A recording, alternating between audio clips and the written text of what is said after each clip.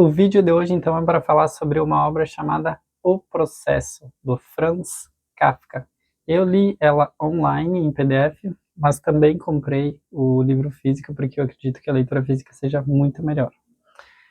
E aí eu vou tentar não dar muitos spoilers hoje aqui, mas fundamentalmente pontuar seis questões que me parecem mais relevantes, mas isso não esgota a obra em si, porque ela é muito importante. Inclusive, Kafka é extremamente importante, não só pelo que ele escreveu, mas porque ele me parece, atual, através dessa obra ou através das outras também. Então, o ponto mais notável, digamos assim, é que nós temos um efeito sem culpa que atravessa toda a obra. O que isso significa? Significa que o personagem K, assim que ele é denominado, Joseph K, embora geralmente só por K, ele morre, termina a obra sem saber a causa do seu crime, do seu suposto crime.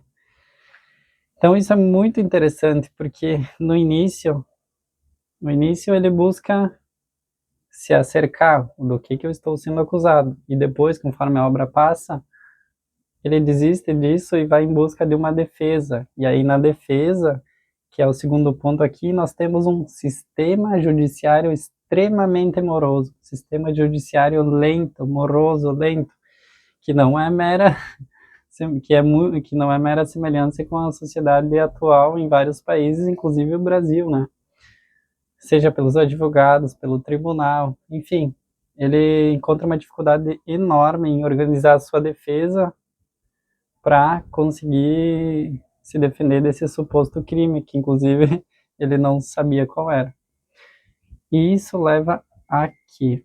Isso leva a um terror psicológico, digamos assim, em que o personagem K, ele não sabe a quem recorrer, a como recorrer, como se organizar, que recursos utilizar para se defender desse suposto crime.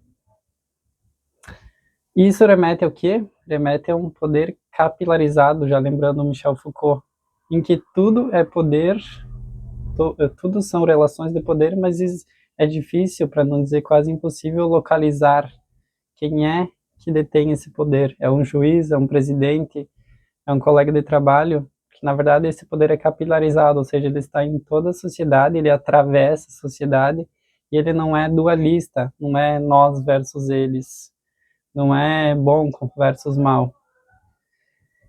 Então isso é extremamente importante.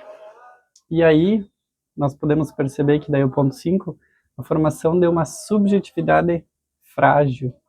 Em meio a todas essas burocracias que o autor aponta, que o Kafka aponta, nós temos uma subjetividade, que a formação do eu, ela acaba sendo extremamente frágil, voltada às relações de trabalho, esse jogo de aparências, essas burocracias que imperam a vida, que mortificam a vida sem, digamos, dar muita coisa em troca.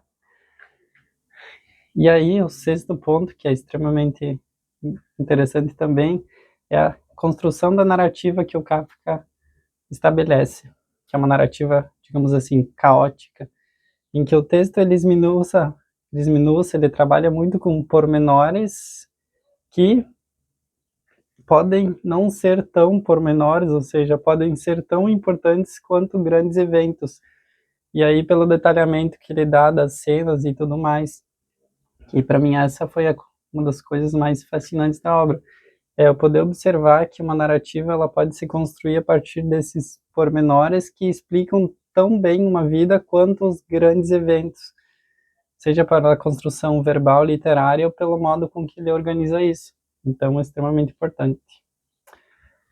Então, esses foram os meus pontos de inflexão, 6 pontos de inflexão sobre a obra Kafka, sobre a obra O Processo, de Franz Kafka.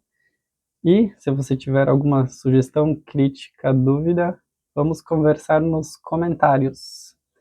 Pretendo fazer mais resenhas, interpretações como essa, ou parecida com essa, e para isso eu gostaria do teu comentário, da tua devolutiva.